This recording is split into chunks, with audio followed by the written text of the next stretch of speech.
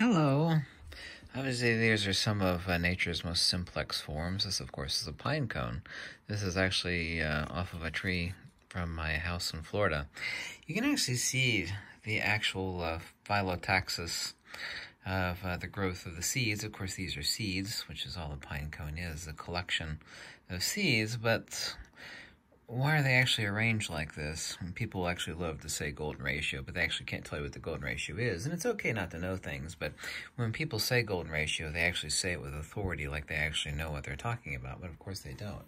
You ask somebody, well, what's the importance of the golden ratio? Well, you know, this mimics the simplicity and the curvatures in nature. It's like, well, that doesn't actually tell you what the golden ratio is. The golden ratio actually is, of course, the Fibonacci sequence, but what it specifically is so far as its metaphysical import, it is the perfect proportionality of 1 to itself. Phi, and this is a mathematical fact, by the way, phi is to 1 as 1 is to phi. In other words, the expression of the golden ratio is the pressure extrapolation of 1 in replication. In other words, this is nature's way of saying this actual phyllotaxis, this arrangement, which of course looks like the face of a sunflower. And it's the exact same arrangement. By the way, you need to look up, do a Google search, and type in the golden angle. The golden angle specifically is 137.5077 degrees. Okay? Let me repeat that. Type in a Google search on the golden angle. It's 137.5077. A lot of people actually just say 137 or 137.5. Doesn't make any difference, but the actual angle proportionality here, the lowest pressure mediation of the expression of the creation of this pine cone, which actually has little burrs on it that keep sticking to this towel, is 137.5077. That's nature's pressure mediation in simplicity of manifestation in replication. Obviously, the phyllotaxis of the growth of where this pine cone, which of course is a collection of seeds, was created. One thing I always wondered about, and by the way, I'll show you the discovery, and it is my discovery. It is quite an important one. I actually made it years ago, and even talked about this in a video years ago, is actually the sunflower. The sunflower. Excuse me, the sand dollar. I had sunflowers on the brain there. It was the actual proportionality of the ratios. I didn't think about it too hard for a long time, but I was like, I always wondered about the proportionality of the ratios on the sand dollar. And of course, this is specifically is called an arrowhead sand dollar, because a lot of the actual sand dollars don't actually have these cutouts down here. But there's actually an angle here, and then there's other angles. But of course, a lot of people have actually, there's actually a crazy Christian myth about the sand dollar. Of course, I knew that was a total nonsense. I didn't give it any credence, but it's a cute little thing where, you know, Christians like to talk about the actual face of the sand dollar and, you know, its proportionality. But of course, I knew that was nonsense. But I actually figured it out quite a number of years ago. But, you know, I didn't give it enough thought. And of course, we also have this hole here, and we actually have these notches corresponding to the fascia of the sand dollar, and I wondered about it, but I didn't think very deeply on it because in the totality of things, it's not incredibly important. But then I figured it out. Actually, didn't take me very long, but I actually applied my mind to it. And this is not an arrowhead sand dollar, but the proportionality is the same. The only difference is, of course, the cutouts. That's why they call this the arrowhead sand dollar.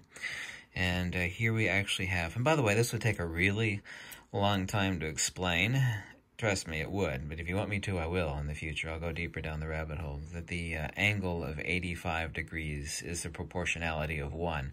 The golden angle is, of course, the proportionality of phi. So here we have phi, and 1. And, of course, the totality of this makes up 360 degrees, obviously necessitatively as it must. So this is the phyllotaxis in replication. Yeah, let me repeat that. Phyllotaxis in replication of the manifestation of 1.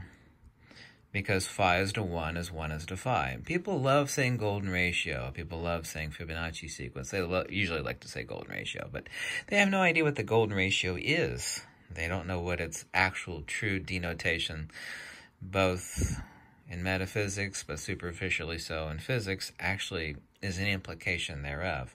Anybody could parrot golden ratio and everything. You know what the golden ratio? Yeah, I know what the golden ratio is. It's like the beauty you see in nature, spirals and things. And that doesn't tell you. That's a description, not an explanation. Okay? Fools don't know. Intelligent people can give you a description. The wise, however, can give you an explanation. Yeah, fools don't know. Intelligent people give you a description, and the wise can give you an explanation. Wisdom, of course, is always the final resultant of both empirical knowledge and wisdom. Then you manifest wise things, you're understanding what the nature of what the golden ratio is in implication. But anyway, I actually figured this out. We actually have the golden ratio here in proportionality 137.5077 degrees. So if we actually turn it over here, we actually have the isosceles triangle, which is the 108, 36, 36 triangle of the Pythagoreans. Of course, it's upside down here, manifesting from the central hollow to the two upper left hollows. And of course, we have here, right here, the 137.5077, the 137.5077, and the 85 degree, which of course is the proportionality of 1. So this is phi, phi, 1, and of course this is up here, this baseline is phi, and this upper limb of the isosceles, which is upside down, but now it's right side up, we actually have the proportionality of 1, 1 to phi. By the way, this triangle right here, this one, is also the same one that's tattooed on my hand here, the 108, 36, 36. Of course, it's upside down. We'd actually look at it this way. We're actually talking about this triangle right here. That's the 108, 36, 36, which in triplicate actually makes up the Pythagorean Pentagram. But anyway, the golden angle of a Phyllotaxis replication in nature we see on the sunflower, we see in the pinecone. This is the 137.5077 angle. By the way, this discovery on the Phyllotaxis geometry of the sand dollar is my discovery. It's nobody else's. It's mine. I made it years ago. Yes. Sometimes it's actually important to say that you discovered it and you're not just repeating something somebody else discovered. Anyway, let's actually grab a little chalkboard here and take a look, hopefully without rubbing off the stuff on the other side. This is the exact same geometry, the 108, 36, 36 triangle of the Pythagoreans. Right up here at the apex is 1 over phi to the power of -3, which, by the way, is my discovery from Plato's Republic 509d to 511, which is tattooed right there on my wrist. 1 over phi to the power of -3, which is equal to phi cubed, or 4.23606, which, of course, down here, we actually have perfect incommensurability. Boy, it would take a long time to explain incommensurability, but if I do an uneven cut of the 108, which is what this is, the 108, 36, 36 degree angle. By the way, in triplicate, the specific triangle makes up, in triplicate, makes up the Pythagorean, of course I'm drawing it incorrectly, the Pythagorean pentagram. You know what the pentagram looks like, even though that's a little lopsided. But we actually take the incommensurable cut of the 108, 36, 36, which is a little bit off. It actually should have been like this. There we go.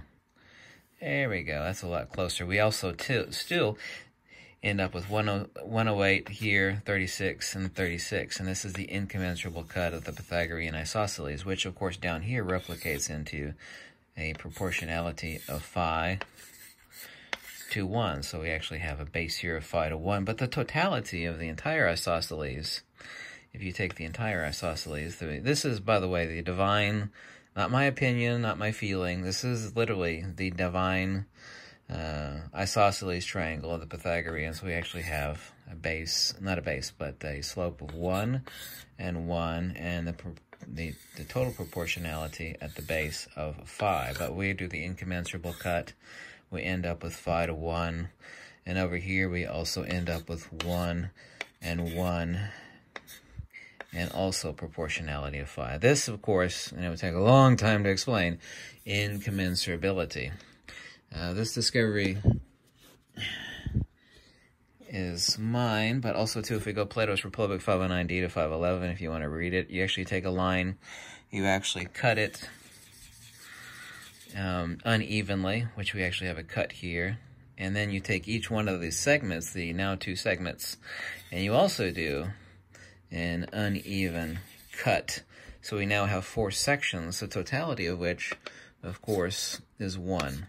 This entire line, before it's divided, is 1. But now we actually have to do an uneven cut, and then which was started here, and then another uneven cut. Doesn't matter how you do this, you end up with the same perfect proportionality of phi, 1, 1, and 1 over phi. And the totality of these, of course, for phi is 1.618, 1, of course, 1, 1, and 0.6 is 0.618. This is 1 over phi, the totality of which is, of course, phi cubed, or also to 1 over phi to the power of negative 3 equals 4.23606. But you also, I don't know if I have a room to do this, if you also draw out the proportionality of the perfect Phyllotaxis, you end up with, this is done really sloppily, it's hard to do this freehand, you end up with the Phyllotaxis of, actually I should have started over here, so it goes like this, and this.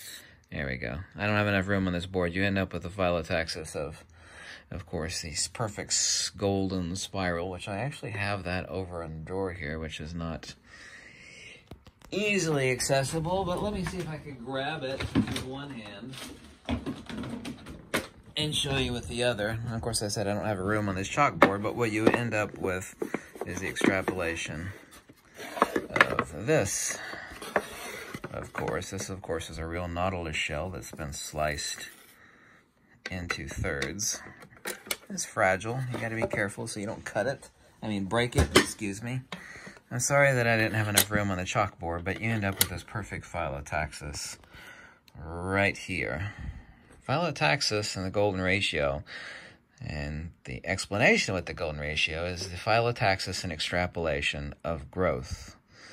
Additive growth at the lowest pressure mediation that Mother Nature would choose. In other words, how can you assemble the most in the least amount of space with the least amount of energy, but with the highest degree of efficiency? And that is the Phyllotaxis of the golden section, the golden proportionality.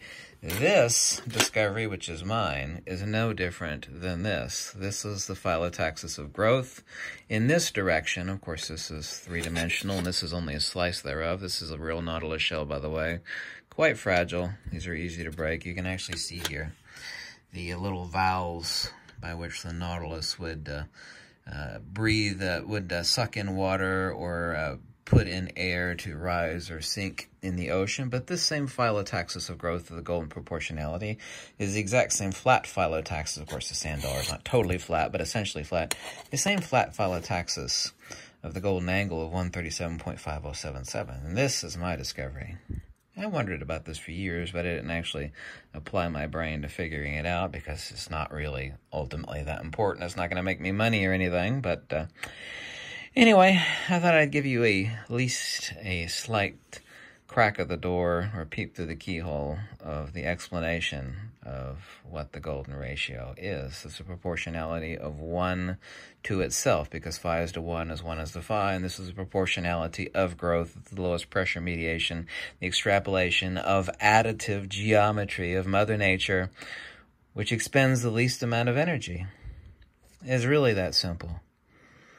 And by the way, this geometry, let me do one last thing here. The only reason anything has life in this universe is due to a unique molecule, and that unique molecule has a specific geometry. Remember our 108, right about there, or 108, it's not totally accurate, a 108, 36 degree geometry, which is really kind of freehand. We actually have here, yeah, that's really off. That's not a very good circle, huh? There we go. What we have here is O, H, and H. Here we have the stuff that gives life to everything. We have water, the hydrous oxide molecule.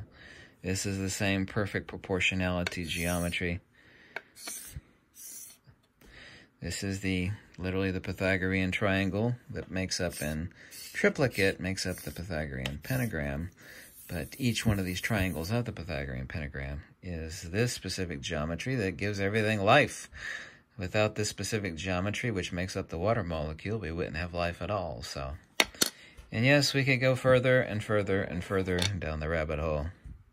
Thank you so much for watching. I hope you like these videos. If you do, you can click the link below. Thank you, and peace out. Lux Veritas.